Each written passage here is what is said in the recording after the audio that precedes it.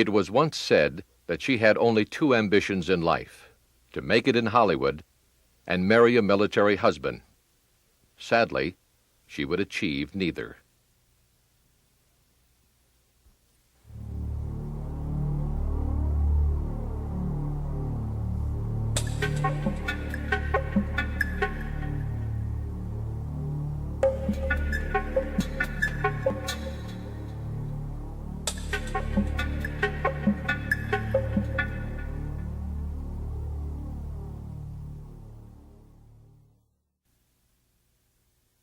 On a brisk Los Angeles morning in 1947, Mrs. John Bersinger exited her home in a then sparsely populated neighborhood located just north of Coliseum Drive on South Norton Avenue. With her 3-year-old daughter Anne close at her side, they began heading south along the sidewalk towards Leimert Park, a lover's lane graveyard of overgrown weeds and empty vacant lots.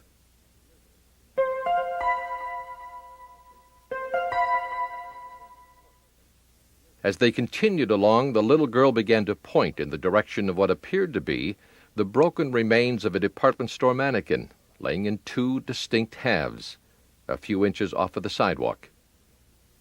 It was not a store mannequin.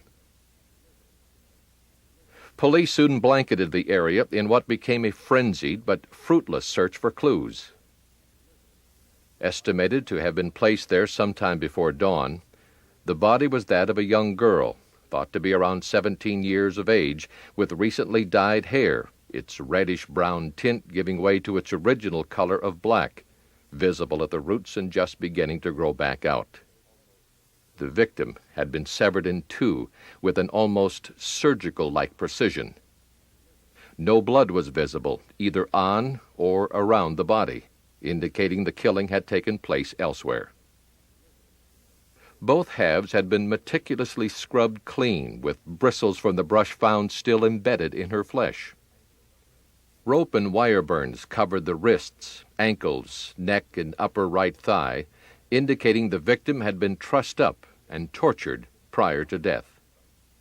A deep gash on the victim's upper left thigh would later reveal that the killer had seemingly taken it upon himself to remove a rose tattoo in an apparent attempt to mask her identity. Dubbed by the press as victim of the werewolf killer, identification would reveal the body to be that of Elizabeth Short, age 22, a resident of Medford, Massachusetts. One of 5 daughters, Elizabeth was born on July 29, 1924, to parents Cleo and Phoebe Short, in Hyde Park, Massachusetts, a suburb of Boston. Sometime afterwards, the family relocated to nearby Medford, situated only minutes north from downtown Boston City. Its small-town atmosphere seemed the perfect setting in which to raise 5 children. On October 15, 1930, Cleo Short disappeared. Foul play was suspected after police located Cleo's car, abandoned in a nearby parking lot. Phoebe Short placed an immediate appeal in the local newspaper asking for help in locating her missing husband. It was to no avail. Phoebe and her 5 daughters moved from their Evans Street home into this house on McGowan Avenue.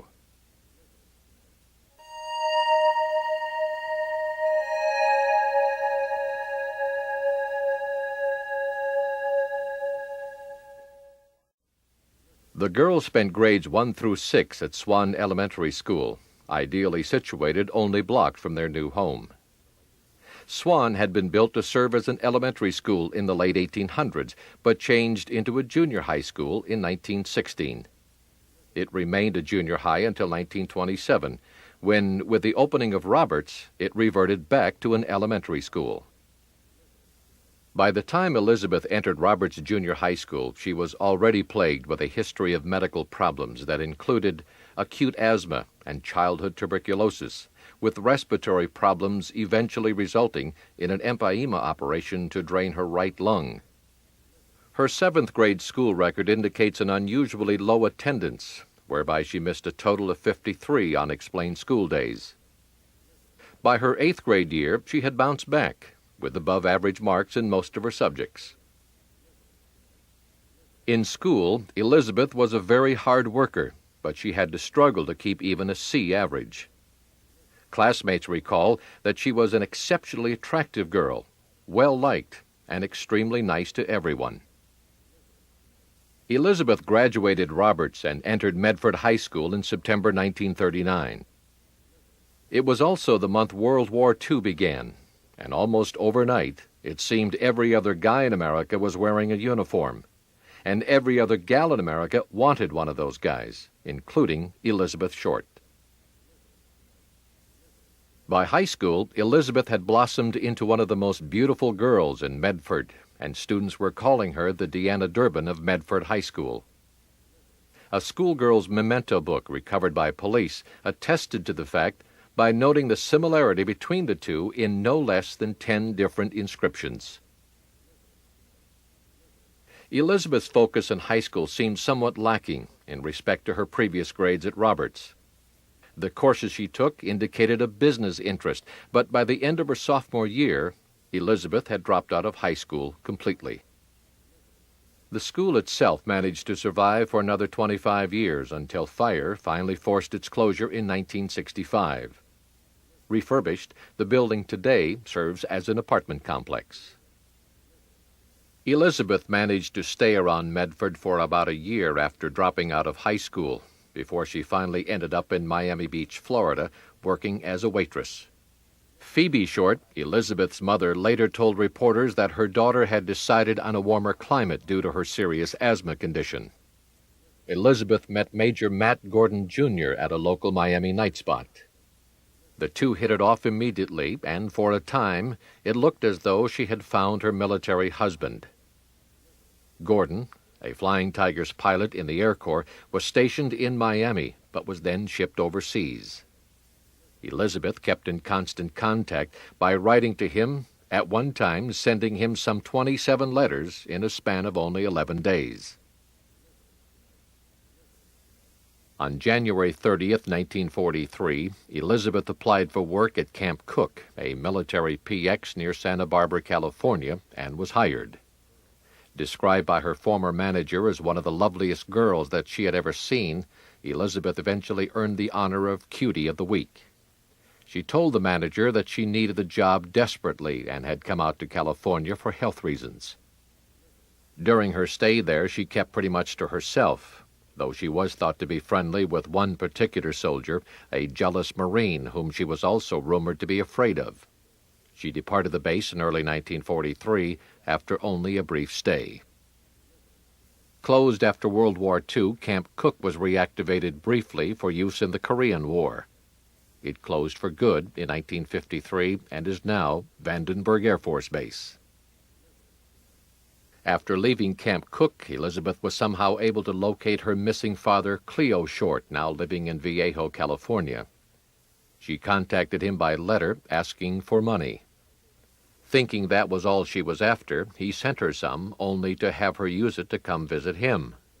Although not thrilled by her presence, he agreed to let her stay there, provided she kept the house straight and followed his rules.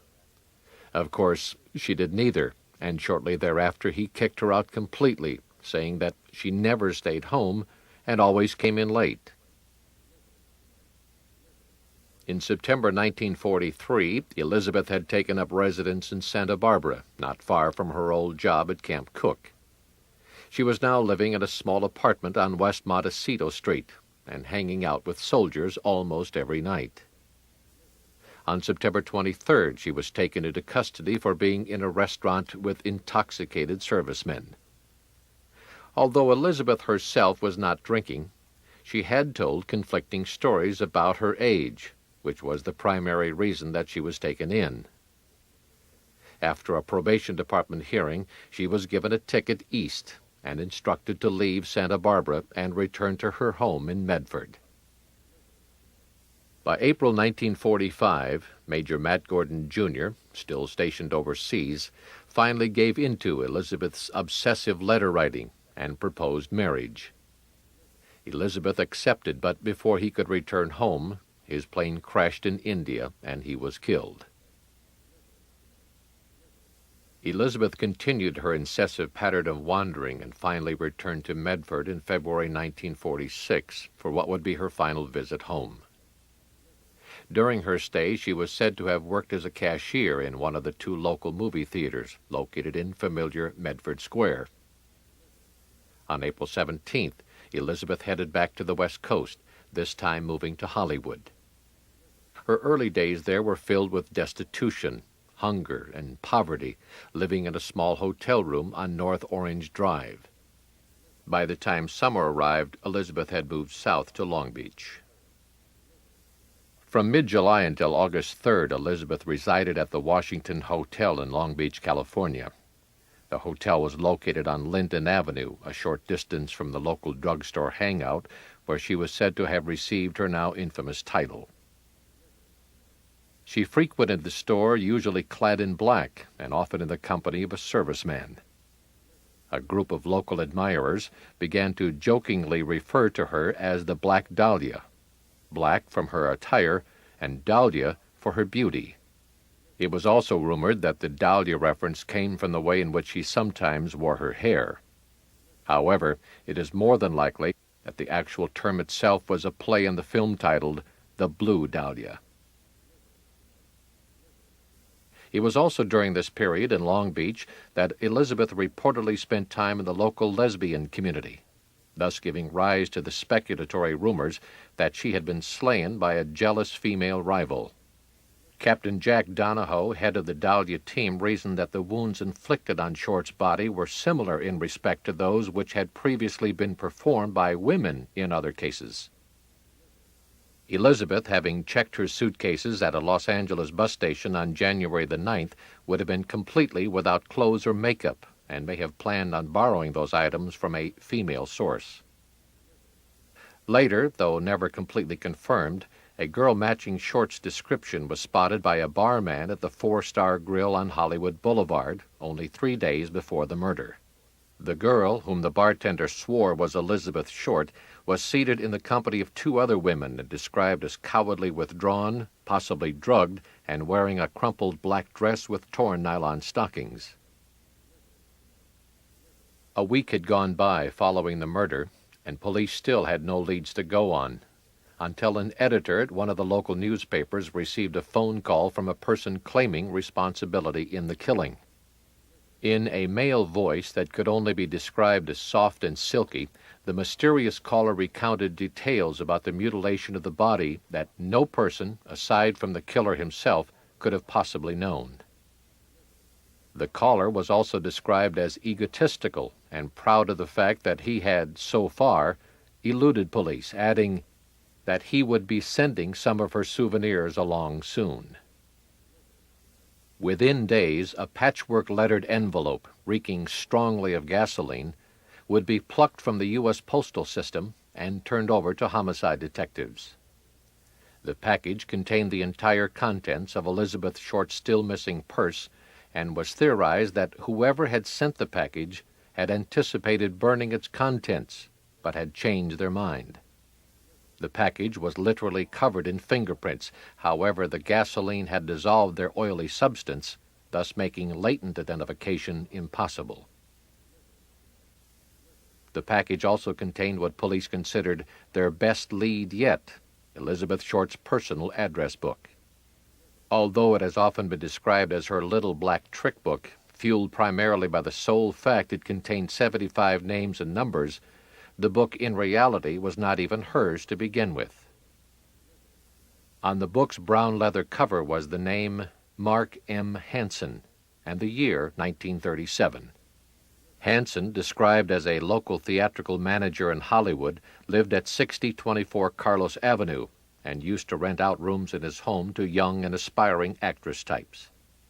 The address book, given to him as a gift by his friends from his homeland of Denmark, had been in his possession for 9 years by the time Elizabeth had come to stay there in August of 1946.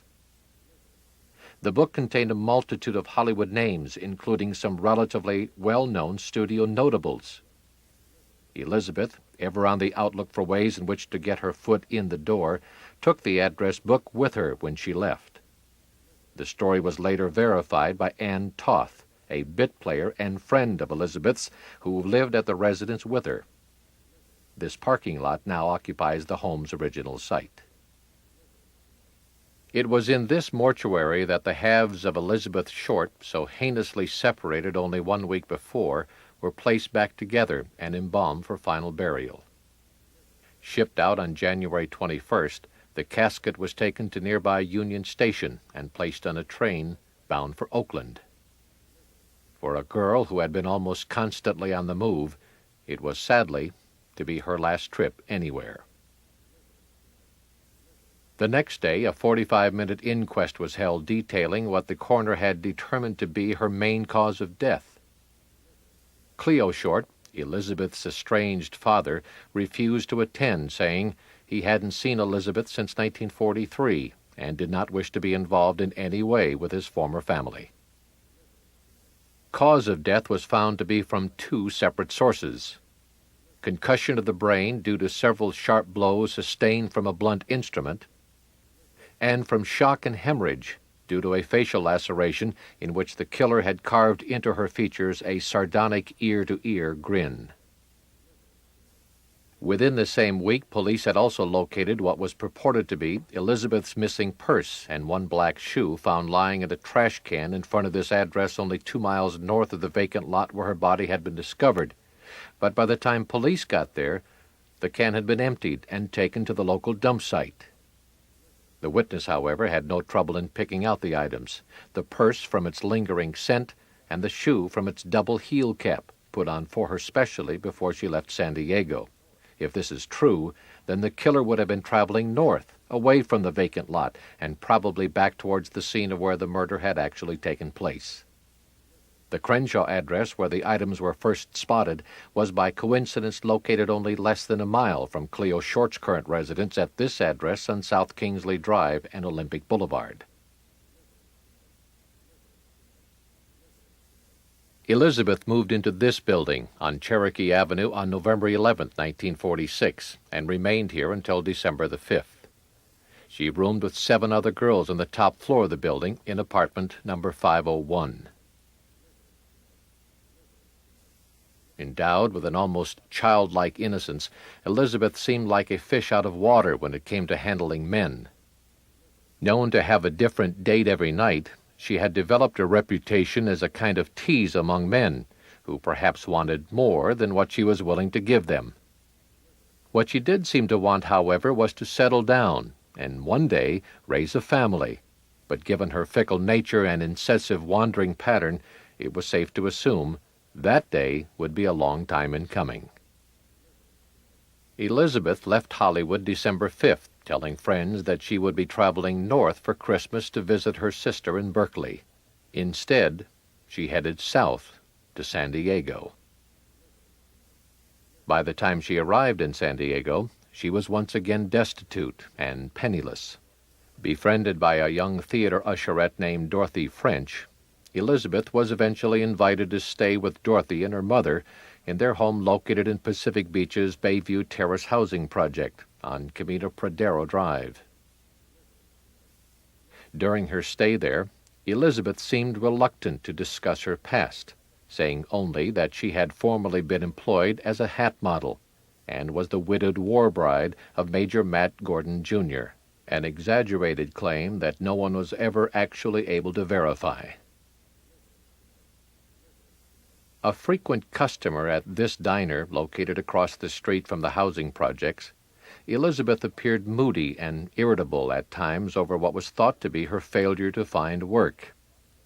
However, some of her closer friends felt that she had something specific on her mind, something that was bothering her deeply that she would not or could not confess. The circus of sensationalism that followed the case prompted an array of confessions from people all over the country, claiming responsibility in the slaying. All were eventually released, including the only prime suspect in the case, Robert "Red" Manley. Manley was the last known person to see Elizabeth Short alive, after dropping her off at L.A.'s luxurious Biltmore Hotel on January 9th. He claimed to have first met Short during a business trip in San Diego about 1 week before Christmas. Nicknamed Red because of his hair color, Manley was discharged from the service in April of 1945 on what was thought to have been psychological grounds. By the time he ran into Elizabeth Short, he and his attractive wife Harriet had been married a little over a year and were presently going through what was described by Manley as an adjustment period over the recent birth of their new son. Manley picked up Elizabeth at the French's home on January 8th. Due to business reasons, Manley told her he would not be able to leave until the following morning. They then spent the evening dining, dancing, and drinking. When it came time to find a motel for the night, Manley suggested they share a room for convenience purposes only. Although the two also shared kisses, Manley strongly denied making love to her. Elizabeth, who rarely drank liquor, had done so that evening, and by the time they got to their room, she was deathly sick. Manley claimed that he went straight to bed. Elizabeth, however, sat up most of the night suffering from chills. The next morning, after making a few phone calls, Manley returned to the motel to pick up Elizabeth, who seemed to be feeling much better. They left San Diego at 12:20 p.m. and headed for Los Angeles. By late afternoon, Manley had already dropped Elizabeth by a downtown bus station where she had checked her 2 suitcases. Then they proceeded on to the Biltmore Hotel a few blocks away. Once there, Elizabeth asked Manley to check at the front desk to see if her sister had arrived yet. Elizabeth reportedly told Manley that her sister Virginia was a short, blonde-haired woman, but in reality her sister's hair was dark. Manley waited with her in the lobby until 6:30 p.m. Manley swore that was the last time he ever saw Elizabeth Short. Elizabeth waited around the hotel lobby for the next several hours, sometimes asking for messages at the front desk. It was around 10 p.m. when she finally exited the hotel alone and began walking south, down Olive Street. Clad almost entirely in black dress, she blended off into the shadows and vanished in the darkness. Robert Manley was immediately taken into custody as the #1 prime suspect in the case. Arrested at the home of his friend Harry Palmer in the Los Angeles suburb of Eagle Rock, Manley's car was found, parked in Palmer's garage, and impounded as evidence. No trace of Elizabeth's blood was found, and after days of repetitive questioning, grueling interrogation, and several lie detector tests, Manley was finally exonerated of all charges and released. 7 years later, Robert Manley was committed to an insane asylum by his faithful wife Harriet. She had found him writing cryptic notes, hearing strange noises, and suffering from a guilt complex. Though detectives once again questioned him about the crime, they once again went away convinced of his innocence. In the days following the murder, reports began to surface from people all over the city and beyond, claiming to have seen Elizabeth during her so-called missing week. Sighted at this former lounge, once known as the Dugout, she was said to have been spotted here on January 11th, seated in the company of a bossy blonde-haired woman. On January 12th, she was seen also at this market on South Hoover Street near the airport. The clerk said he'd changed a quarter for her so she could use the payphone, adding that the girl matched Elizabeth to a T. January 13th, she was supposedly seen seated in her favorite but now empty chair in the San Diego diner that she once frequented. Noon, January 14th, only 12 hours before the murder, she was said to be standing at these ticket windows at Union train station in downtown Los Angeles, asking for information about having her baggage forwarded to Ketchikan, Alaska. When the clerk asked the name of the party for whom the bags would be going to, the girl reportedly replied, Elizabeth Short. That evening, a girl approached a local policewoman, pleading hysterically for protection from her jealous military boyfriend who had just threatened to kill her. The policewoman took the girl, whom she described as matching Elizabeth's description, back to the bar from where she had run and left her there. None of these sightings were ever positively confirmed. What is known for sure is that she would have been in the city as of January 9th, and without luggage of any kind, with odds placed most favorably on the theory that she met up with her killer that evening, sometime after leaving the Biltmore Hotel.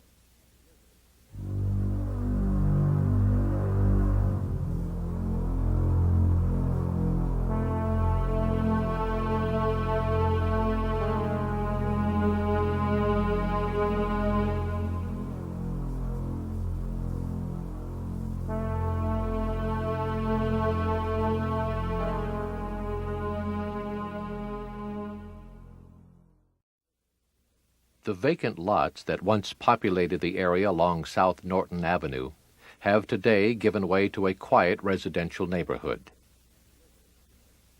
Only this fire plug remains to mark the spot where the body of a beautiful girl once laid, and is in itself the only but silent witness to her killer's true identity.